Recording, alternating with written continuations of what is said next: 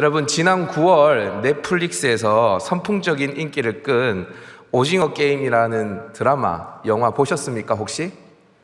저는 한 번도 못 봤어요. 못 봤는데 이 오징어 게임은요, 국내를 넘어서 해외까지 굉장히 주목을 받게 되어졌습니다. 미 외교 전문지인 폴린 폴리시지는 전문에서 오징어 게임은 한국 대선을 앞두고 암울한 한국 경제의 상황, 대한민국의 사회의 좌절을 반영한 드라마이다 라고 이야기를 했습니다. 457명의 신용불량자와 같은 사람들이 457억이라는 상금을 두고 경쟁하는 이야기, 살기 위해서 타인을 이겨야 하는 이야기는 실로 현재 우리의 삶을 고스란히 드러내주는 이야기입니다.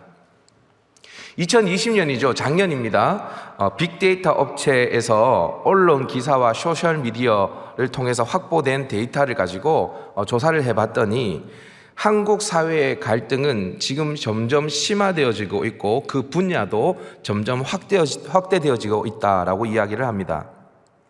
그리고 특별히 우리 한국 사회는 이념의 갈등이 굉장히 심했는데, 이념의 갈등을 넘어서 이제 1순위가 된 게 뭐냐면 성별 갈등, 기사에는 젠더 갈등이라고 되어 있는데 성별 갈등이 이제 1순위가 되었다라고 하고요.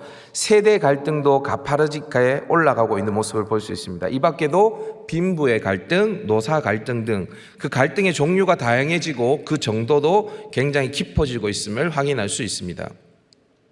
그래서 우리나라에 이 사회 갈등 지수라는 게 있거든요. 사회 갈등 지수를 이제 조사해 보니까 OECD 30개 국 중에서 멕시코, 이스라엘에 이어서 3위를 기록하고 있는 나라가 바로 우리나라입니다. 이런 갈등과 분열, 약육강식의 모습이 우리나라만의 이야기는 아닙니다. 사실 온 세상이 살기 위해서, 또 살아남기 위해서 죽기 살기로 경쟁하면서 오징어 게임을 하고 있는 것이 오늘날 우리가 살아가는 세상이라 할 수 있습니다. 자, 그런데 이런 세상에서 하나님께서는 전혀 다른 존재, 또 삶의 양식이 전혀 다른 방식으로 살아가는 공동체를 세우셨습니다. 그게 바로 교회입니다. 여러분, 오징어 게임에 등장하는 깐부라는 용어를 여러분 아십니까? 친구를 넘어서 동맹에 가까운 존재죠. 저는 사실 깐부가 뭔지 몰랐는데 깐부, 예전에도 깐부라는 이야기가 있었다 하더라고요. 구슬치기 할 때 깐부, 동맹을 맺고 그렇게 했던 적이 있었다라고 합니다. 그런데 이런 깐부를 사실 세상 속에서 만나기란 그리 쉬운 일이 아닙니다. 사실 불가능에 가깝죠. 구슬을 줄 수는 있지만 목숨을 줄 수는 없습니다. 그렇죠? 그런데 여러분, 교회는요, 원래 이 깐부가 일상입니다. 서로가 서로에게 깐부가 되어줘야 하는 필연성을 가진 존재가 교회 공동체입니다. 여러분, 초대교회를 한번 보시면 서로 자신의 것을 팔아서 누군가의 필요를 따라 나눠주지 않습니까?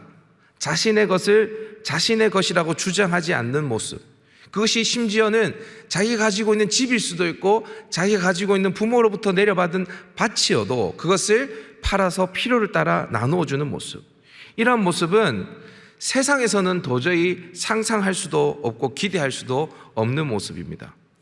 여러분, 사무엘하 23장에 가면 다윗의 용사들이 쭉 소개되어지고 있는데요, 과거 다윗이 블레셋과의 이제 전쟁을 할 때에 다윗이 베들레헴 성문 곁에 있는 우물에 있는 그 물을 마시고 싶었던 것 같습니다. 그래서 누가 나를 위해서 가서 저 베들레헴 성읍에 있는 저 우물에 있는 물을 길러올까? 다윗이 그런 말을 했더니 다윗의 세 용사가 블레셋 진영을요 뚫고 들어가 가지고 그 우물에서 물을 길러서 다윗에게 가지고 옵니다. 충직한 신하들이죠.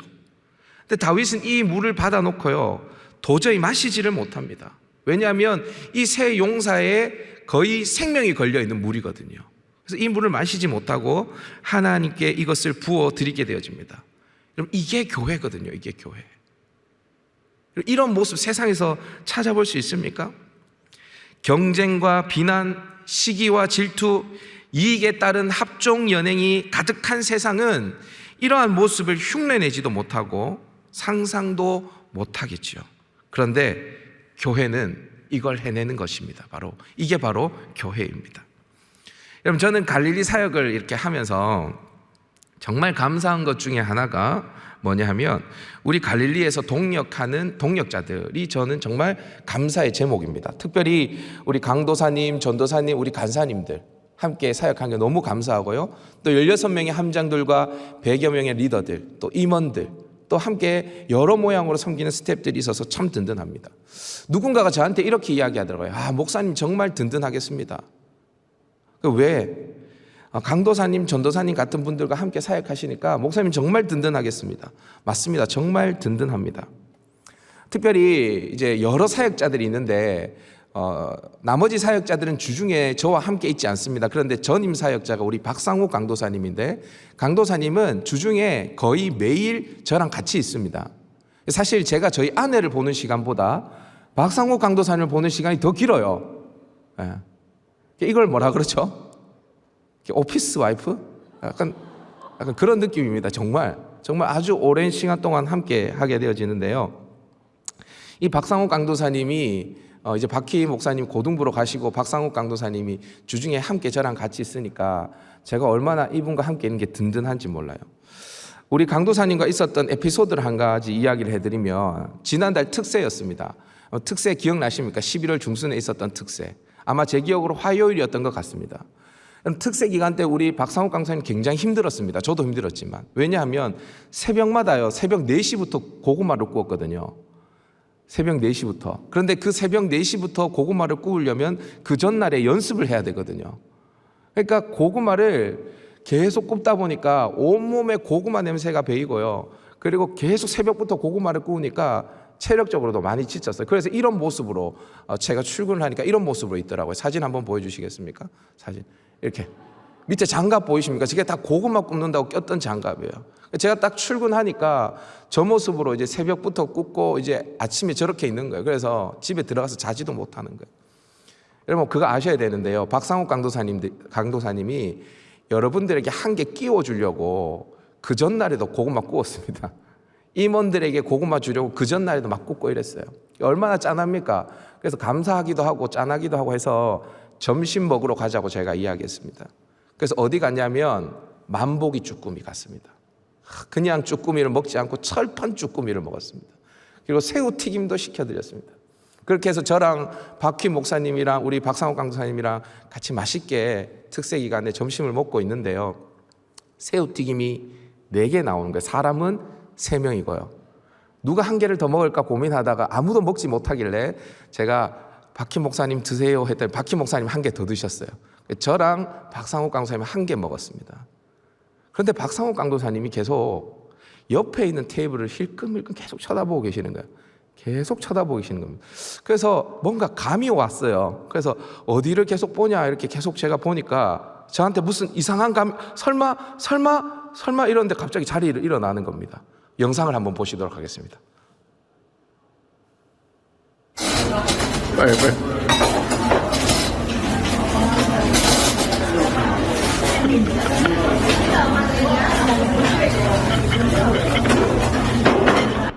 예. 옆 테이블에 있는 새우튀김을 계속 슬쩍슬쩍 보더니 설마 했는데 자리에 일어나서, 그래서 제가 휴대폰을 딱 꺼내고 그걸 찍었어요. 용감하게 가지고 오더라고요. 옆에 서빙하는 그 외국인 근로자가 굉장히 놀랐습니다. 아무튼 그렇게 가지고 왔어요. 근데 여러분, 이걸 가지고 와서, 이게 이제 앞으로 중요한 겁니다. 이걸 가지고 와서, 여러분 그럴 때 있어요, 없어요? 굉장히 저 옆에 있는 테이블에 남은 거 저 먹고 싶다, 이럴 때 있어요, 없어요? 있죠. 그런데 여러분, 실행에 옮기기는 쉽지 않죠. 대단한 용기가 있어야 되지 않습니까? 근데 그 용기를 가지고 갔단 말이에요. 가지고 왔는데 갑자기 이거를 저한테 주는 겁니다. 여러분, 다윗의 새 용사 아닙니까? 완전히. 예? 제가 이거 어떻게 먹을 수가 있겠어요? 먹을 수가 없죠. 하나님께 부어드리려고 하다가 하나님께 드릴 수 없을 것 같아서 박상욱 강님 드시라고, 제가 도저히 못 먹겠다고, 어떻게 가지고 온 건데 제가 먹습니까? 드세요. 그러니까 사진 한번 보여주십시오. 결국에는 강도사님 입으로 이렇게 들어갔습니다. 아무튼 그럼 제가 지금 무슨 이야기를 하냐면요, 교회 공동체는 이런 것입니다. 다윗의 세 용사와 같은 존재가 서로가 서로에게 되어줄 수 있는 공동체. 그죠? 초대교회 성도들과 같이 자신의 것을 아무런 유익도 없음에도 불구하고 어떤 계산도 없이 그냥 나눠줄 수 있는 공동체, 그 공동체가 바로 교회 공동체입니다. 여러분, 제가 예전에도 한번 말씀드렸지만 교회의 위대함은 어떠한 탁월함에 오는 것이 아니라 다름에서 옵니다. 다름. 우리 교회가 세상과 어떻게 다름을 만들어낼 수 있는가? 저는 바로 교회의 하나됨, 그 하나됨을 위한 섬김이라고 생각합니다. 오늘 우리가 살피는 이 에베소서는 바로 우리의 교회됨을 이야기하는 책인데요. 크게 보아서 1장부터 3장까지는 우리가 어떻게 교회가 되었는지에 대해서 이야기를 하고요. 그리고 4장부터 6장까지는 그렇게 교회가 된 우리가 어떻게 교회로서 살아야 하는지에 대해서 말해주고 있는 책입니다. 그러니까 오늘 우리가 읽은 이 에베소서 4장 1절부터 3절까지 말씀은 교회된 우리가 어떻게 살아야 하는지를 설명해주는 그 첫 시작이라 할 수 있거든요. 우리 다 같이 1절 말씀을 한번 읽어보도록 할까요? 1절 시작. 그러므로 주 안에서 갇힌 내가 너희를 권하노니 너희가 부르심을 받은 일에 합당하게 행하여. 여러분, 그러므로라는 단어가 보이십니까? 4장에 들어서 그러므로라는 단어로 시작합니다. 그러니까 1장부터 3장까지에 있는 우리가 어떻게 교회가 되었는지에 대한 그 이야기가 4장 이후에 있을 어떻게 살아야 되는지 그 이야기의 근거가 되어진다라는 거거든요. 그러므로라는 이야기를 하고 난 뒤에 너희가 부르심을 받은 일에 합당하게 행하라 라고 이야기합니다. 여러분, 이 말이 무슨 말이냐면 너희들 1장부터 3장까지 너희가 어떻게 교회로 부름을 받았는지 이해가 되지? 자, 그러면 그 부르심에 합당한 삶을 살아라 라고 이야기를 하는 거예요. 너희가 어떻게 구원을 받았는지, 어떻게 이방인이었던 너희가 하나님의 백성이 되었는지 너희가 이제 알았다면, 그렇다면 그 부름에 합당한 삶을 살아라 라고 이야기를 하고 있는 거예요. 자, 그러면 그 교회로 부르신 그 부르심에 합당한 삶이 뭘까? 오늘 본문은 그 첫 해답을 주고 있는데 우리 다 같이 3절 말씀을 한번 읽어보도록 하십시다. 3절 시작. 평안에 매는 줄로 성령이 하나 되게 하신 것을 힘써 지키라. 그러므로라는 단어 이후에 첫 번째 나오는 명령어입니다. 지키래요. 뭘 지키라는 것입니까? 성령이 하나 되게 하신 것을 힘써 지키래요. 그러면 성령이 뭘 하나 되게 하셨는데요? 그거는 오늘 본문 후문맥을 다 읽어보면 그게 바로 교회라는 사실을 우리는 확인할 수 있습니다. 그러니까 바울은 교회로 부름을 받은 자의 합당한 삶에 대해서 가장 먼저 교회의 하나됨을 힘써 지키라고 말하고 있는 겁니다. 여러분, 5장과 6장을 보시면요, 부부 관계, 그리고 자녀와 부모의 관계, 종과 상전의 관계에 대해서도 말하고 있습니다. 그런데 그런 이야기를 하기에 앞서서 바울이 가장 먼저 이야기하는 것은 교회의 하나됨이라는 거예요. 교회의 하나됨. 왜 이렇게 가장 먼저 교회의 하나됨을 이야기할까요? 그게 제일 중요하기 때문입니다. 자, 그러면 어떻게 교회의 하나됨을 우리는 지킬 수 있는가? 저를 한번 따라해 보십시다. 힘써 지켜야 한다. 힘써 지켜야 한다. 어떻게 지켜야 한다고요? 힘써 지켜야 한다. 힘써 지켜야 한다는 거예요. 우리 다시 3절 말씀 한번 읽어보도록 하십시다. 시작. 평안에 매는 줄로 성령이 하나 되게 하신 것을 힘써 지키라. 여러분 잘 보세요. 우리가 해야 할 일은 무엇입니까? 힘써 지키는 것이 우리가 해야 할 일입니다. 그럼 교회를 하나 되게 하신 것은 누구입니까? 그것은 성령의 일입니다. 여러분, 자, 우리는 하나된 교회로, 그 교회의 일원으로 하나님의 부르심을 받았습니다. 그런데 에베소서 1장부터 3장까지를 살펴보면 원래 우리가 그런 존재는 아니었어요. 여러분, 성경책이 있으면 성경책을 한번 펼쳐볼까요? 자막이 없습니다. 에베소서 2장 11절 한번 펼쳐보십시오. 에베소서 2장 11절. 여러분, 우리의 신분에 대해서, 원래 교회가 되기 전에 우리의 신분에 대해서 성경이 뭐라고 이야기하냐? 그때의 육체로는 이방인이요. 우리가 뭐였다는 거예요? 이방인이었다는 겁니다. 그리고요, 할례자들이 봤을 때는 우리는 어떠한 존재였어요? 무할례자였습니다. 맞습니까? 12절도 보면 우리는 그리스도 밖에 있었다라고 이야기합니다. 이스라엘 나라 밖에 있었던 사람입니다. 약속의 언약들에 대해서는 외인이었습니다. 세상에서는 소망이 없는 존재였고 하나님도 없던 자였습니다.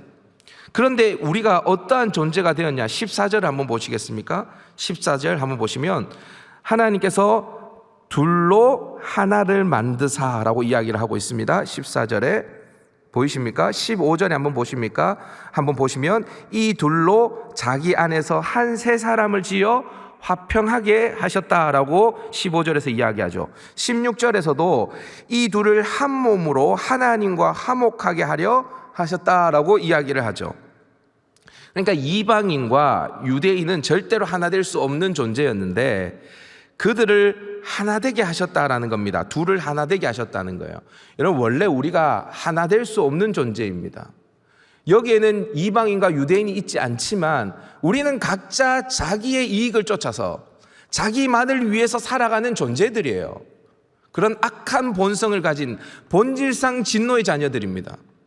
그런데 하나님께서 우리를 하나 되게 하셨어요. 자, 그러면 어떻게 하나 되게 하셨냐? 우리 2장 14절 말씀 우리 자막을 통해서 한번 읽어보십시다. 시작. 그는 우리의 화평이신지라 둘로 하나를 만드사 원수된 것 곧 중간에 막힌 담을 자기 육체로 허시고. 그는 화평이신지라. 여기서 말하는 그는 누구일까요? 예수 그리스도를 이야기하는 것입니다. 그 예수 그리스도는 우리의 화평이십니다. 둘로 하나를 만드사 원수된 것 곧 중간에 막힌 담을 자기의 육체로 허셨다라고 이야기합니다. 십자가의 죽으심으로 이루어진 사건이 뭐냐 하면 깨어진 하나님과 우리의 관계가 회복되었을 뿐만 아니라 깨어진 우리의 관계도 회복되어진 것입니다. 깨어진 우리의 관계도 회복되어진 거예요. 여러분, 그러니까 교회의 하나됨은요 공짜로 된 게 아니라는 거예요. 이걸 여러분 기억하셔야 됩니다. 공짜로 된 게 아닙니다.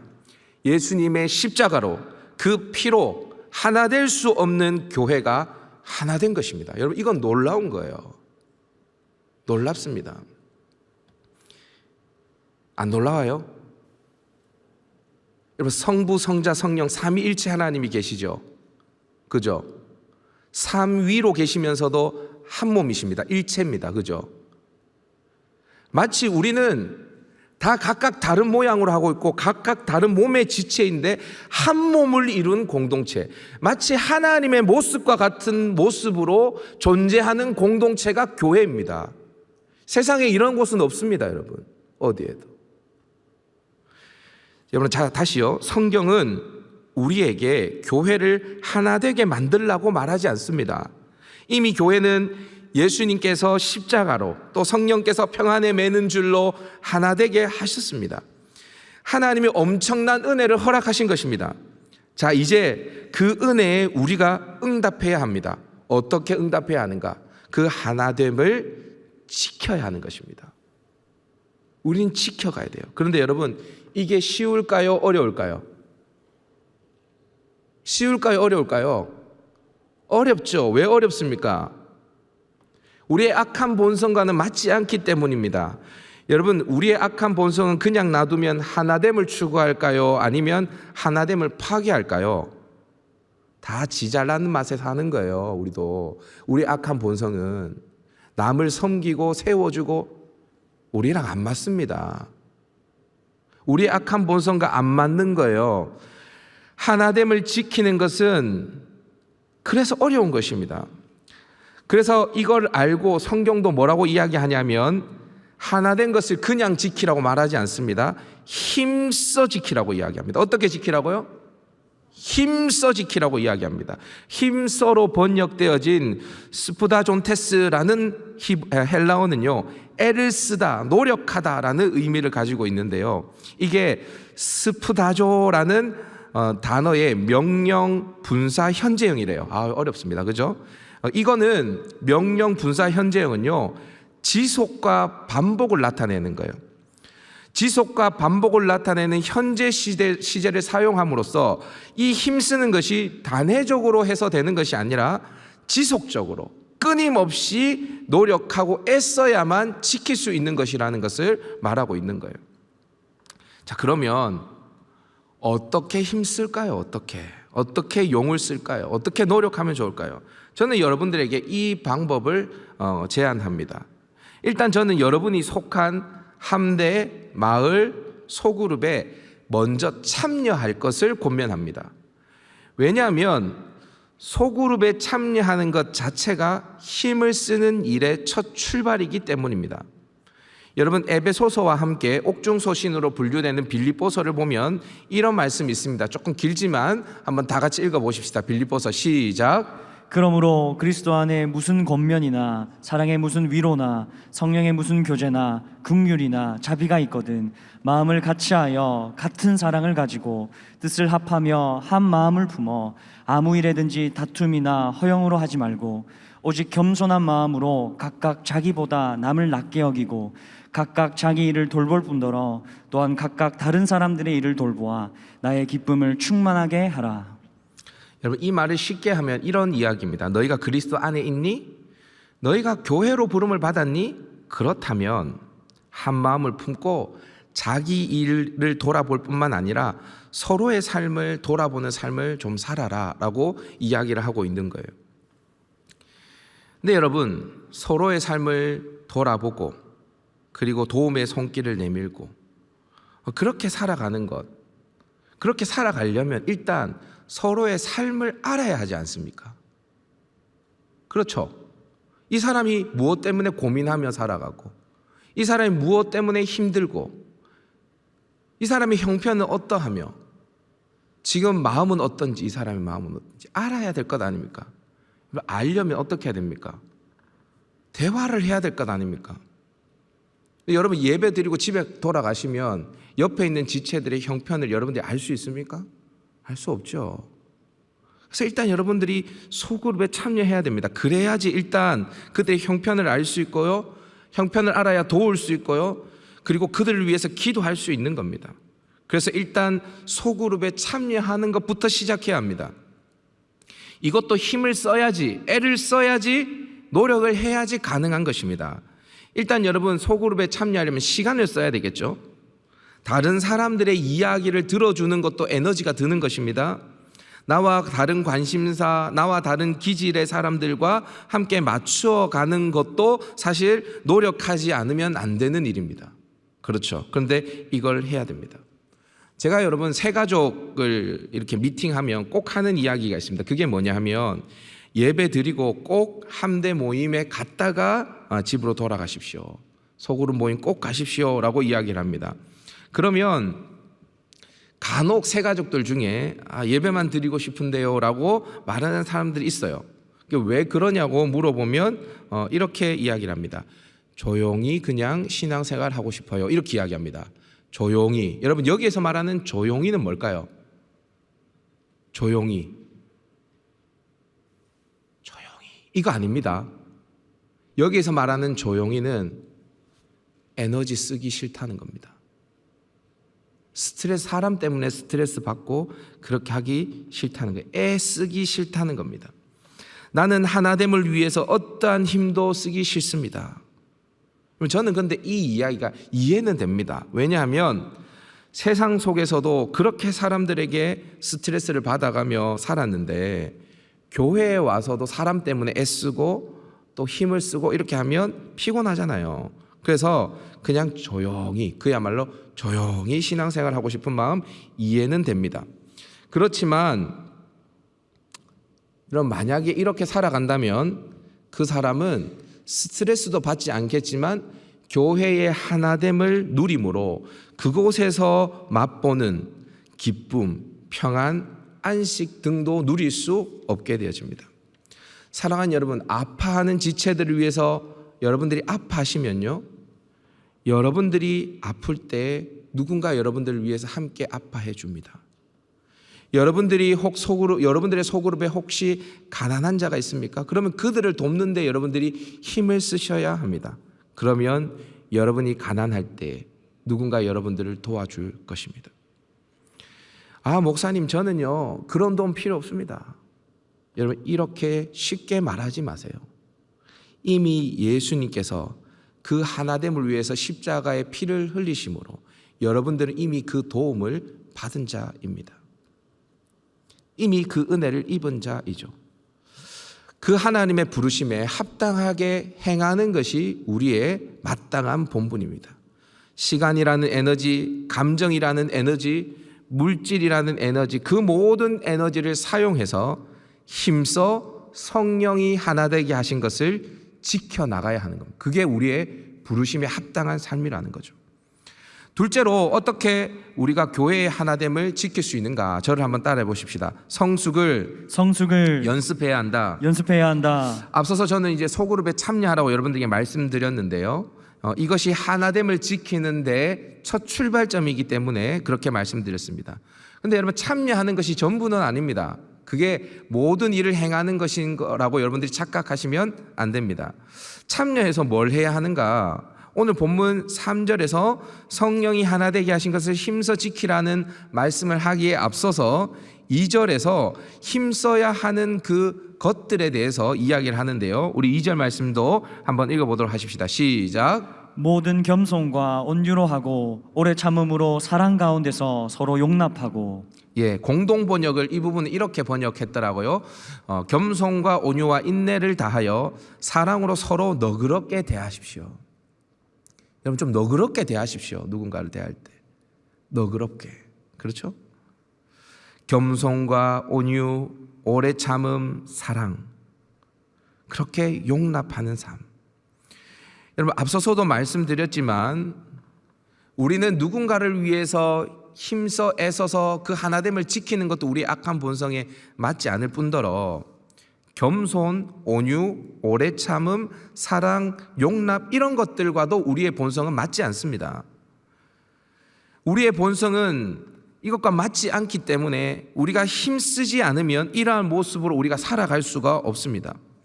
바울은 교회 공동체의 하나됨을 지키기 위해서 우리의 본성과 전혀 다른 성품을 공동체 안에서 나타내라고 우리에게 명령을 하고 있습니다. 여러분, 교회 내에는요 정말 다양한 사람들이 모여 있습니다. 가끔씩은 저 인간이 정상인가 싶을 정도로 이상한 사람들을 만나기도 하죠. 그렇죠? 그 사람이 당신일 수도 있습니다. 그렇죠? 성경이 이미 우리를 한 몸의 지체로 표현하면서 우리의 기능의 다양함을 이야기하고 있습니다. 그러니까 아주 다양한 사람들이 모여 있는 것은 당연한 것입니다. 나와 다른 사람, 나와 기질이 너무 다르고 나와 맞지 않는 사람이 교회 안에 있는 것은 그건 굉장히 성경적입니다. 다양하기만 한 게 아닙니다. 성경은 뭐라고 이야기하냐면 고린도 후서에 보면요, 연약한 지체에 대해서 이야기합니다. 우리는 다 연약합니다. 하나님은 세상에 강한 자를 택하신 것이 아니라 교회의 일원을 택하실 때 약하고 천하고 가난하고 무명한 자를 택하셨습니다. 비천한 자를 택하셨습니다.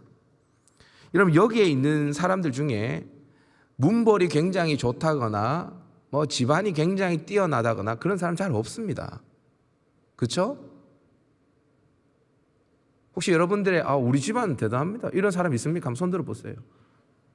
저는 경주 김씨 김알지 34대 손입니다. 신라 시대에 태어나서 왕족이었습니다. 그런데 이야기를 들어보면, 저희 삶의 이야기, 저희 가정의 이야기 들어보면 비천한 자입니다. 그죠? 우리 다 비천한 자예요. 당연히 하나님의 교회 안에는 부족한 사람들, 아직 덜 성숙한 사람들로 가득 차 있습니다. 여러분, 착각하시면 안 되는데요, 나는 예수님이고 다른 사람들은 정말 악한 사람들이고 그렇지 않습니다. 여러분들도 지금 나도 예수님을 닮아서 성숙해가는 성화의 과정 속에 있는 존재이고 다른 지체들도 마찬가지입니다. 맞죠? 우린 다 연약한 존재들입니다. 그런데요, 어떤 사람들은 이런 사람들 속에서 에너지를 낭비하고 싶지 않아 합니다. 여러분, 그런데요, 여러분, 이걸 한번 잘 생각해 보시면 그렇게 다양한 사람들이 교회 안에 모여 있고 그리고 연약한 사람들이 교회 안에 모여 있다는 것은 어쩌면 교회가 우리의 인격을 훈련하는, 우리의 성품을 훈련하는 최고의 훈련소라고 여러분들이 생각하실 수 있습니다. 제가 늘 말씀드리지만 예전에 제가 샬롬에서도 이야기했어요. 여러분 직장 생활을 할 때에 직장에 보면 또라이들이 있어요, 없어요? 가끔씩 있죠. 그래서 또라이 보존의 법칙 그런 거 있지 않습니까? 그죠? 그래서 진짜 또라이가 나가면 다른 또라이가 등장하게 되어지고 좀 덜 또라이다 싶으면 또라이가 좀 많고 뭐 이런 거 있지 않습니까? 또라이 보존의 법칙. 직장에 가면 그런 또라이들이 다 있거든요. 그런데 물론 교회에도 또라이들이 있을 수 있어요. 간혹 이런 이야기를 하는 사람도 있습니다. 아니 목사님, 우리의 직장 상사들이 또라이다 하더라도 교회의 또라이들보다 낫습니다. 이런 사람들이 가끔씩 있어요. 그렇죠? 근데 여러분, 그렇게 또라이와 또라이들 사이에서 우리가 살아가더라도 직장 생활에서 여러분들이 참아요, 안 참아요? 참죠? 참습니다. 왜 참죠? 밥 먹고 살아야 되니까. 때려치고 못 나오잖아요. 근데 여러분, 이게 용납하는 겁니까? 이거는 참는 것도 아니고 용납하는 것도 아닙니다. 그냥 용납하는 척 하는 겁니다. 돈만 아니면 그냥 바로 참지 않고 용납하지 않을 수 있습니다. 그냥 때려치우고 나올 수 있습니다. 그 사람하고의 관계를 끊을 수 있습니다. 이거는 용납이 아닙니다. 용납하는 척 하는 겁니다. 근데 여러분, 교회는 다릅니다. 교회에서는 오래 참는다고 해서 떡이 나옵니까? 돈이 나옵니까? 아무것도 나오는 게 없습니다. 정말 순수하게 오래 참아야 됩니다. 그죠? 순수함이 있어야 오래 참을 수 있습니다. 진정성 있게 그를 용납하고 너그럽게 대할 수 있습니다. 여러분, 그래서 저는 교회, 특별히 여러분들의 소그룹은 성숙을 연습할 수 있는 최고의 훈련소라고 생각하는 겁니다. 그렇게 여러분이 성숙을 도모하면 여러분도 성숙할 뿐만 아니라 성숙한 여러분을 통해서 교회의 하나됨도 지켜나갈 수 있습니다. 여러분, 앞서서도 말씀드렸지만 저는 새가족 미팅을 이렇게 할 때 갈릴리 자랑을 꼭 합니다. 옛날에 샬롬을 할 때는 샬롬 자랑도 했습니다. 그런데 뭘 자랑하냐면 저는 우리 갈릴리의 16명의 함장들과 100여 명의 리더들을 자랑합니다. 새가족부 우리 리더들한테 한번 물어보십시오. 제가 꼭 하는 이야기입니다. 우리 갈릴리의 자랑은 16명의 충성된 함장들과 100여 명의 충성된 선장들, 리더들, 코리더들이 있는 것입니다 라고 이야기를 해요. 진심입니다. 영혼을 사랑할 줄 아는 청년 리더들, 그들에게 사랑을 한번 받아보셔서 여러분들도 사랑이 빚진 존재가 되어보십시오. 그리고 누군가를 사랑하는 법을 이 갈릴리에서 한번 배워보십시오 라고 제가 늘 이야기를 하죠. 선원들에게 눈물을 흘릴 줄 아는 함장이 있고요, 그 함장들과 동역하면서 함께 땀을 흘리는 선장들이 있죠. 우리 갈릴리 최고의 자랑입니다. 근데 여러분, 그거 아십니까? 그 16명의 함장들도 힘들고 외로울 때가 있습니다. 제가 그 함장들과 이야기를 하다 보면요, 감정 노동에 지쳐서 정말 이 모든 것들을 내려놓고 싶을 때가 있어요. 여러분들하고 똑같은 청년들입니다. 그들이 무슨 대단한 무슨 함장이 되기 위해서 무슨 학위를 공부하고 어떤 영성 훈련을 해서 함장이 된 게 아니라요, 여러분들하고 똑같은 청년들입니다. 여러분 있잖아요, 여러분들의 함장들이 언제 지치냐면요, 나 혼자 뭔가 뛰어가는 것 같을 때, 그때 지칩니다. 여러분, 언제 여러분들의 함장들이 힘이 나냐면요, 함께 해줄 때 힘이 납니다. 그 함장들을 위해서 밥 안 사줘도 됩니다. 그 함장들을 위해서 여러분들이 금식하며 기도하지 않아도 됩니다. 뭘 해주면 되냐면 함께 해주면 됩니다. 함께 해주면. 함장들과 함께 선장들이 함께 해주면 함장들이 힘이 납니다. 그리고 함대원들이 함께 해주면 그 리더들은 힘이 납니다. 여러분, 이건 해줄 수 있는 것 아닙니까? 여러분들이 공동체 안에서 모든 겸손, 온유, 그리고 사랑을 가지고 서로 용납하면서 그들과 함께 해준다면 그러면 그 함장들과 리더들은 다시 힘을 얻을 것입니다. 특별히 신입생으로 올라온 우리 38대 신입생 여러분들 꼭 소그룹에 참여할 수 있기를 바랍니다. 그리고 그곳에서 여러분들이 반드시 성숙을 연습할 수 있기를 바랍니다. 하나된 공동체, 그 교회를 통해서 여러분들은 세상이 줄 수 없는 기쁨과 평안을 누리게 될 것입니다. 저는 확신합니다. 여러분들이 갈릴리에 온 것은 축복입니다. 왜 아멘은 안 하죠? 다시. 여러분들이 갈릴리에 온 것은 축복입니다. 진짜 축복입니다. 제가 그런 청년 봤어요. 27살, 26살에 갈릴리에 왔는데 갈릴리가 너무 좋은 거예요. 그래서 이렇게 이야기하는 지체 봤습니다. 저는 부러워요. 20살에 갈릴리에 올라온 애들이 부러워요 라고 이야기를 하더라고요. 정말 부러운 겁니다. 왜냐하면 갈릴리에서 머무는 시간이 너무 자기 생각에는 짧다라고 생각한 거예요.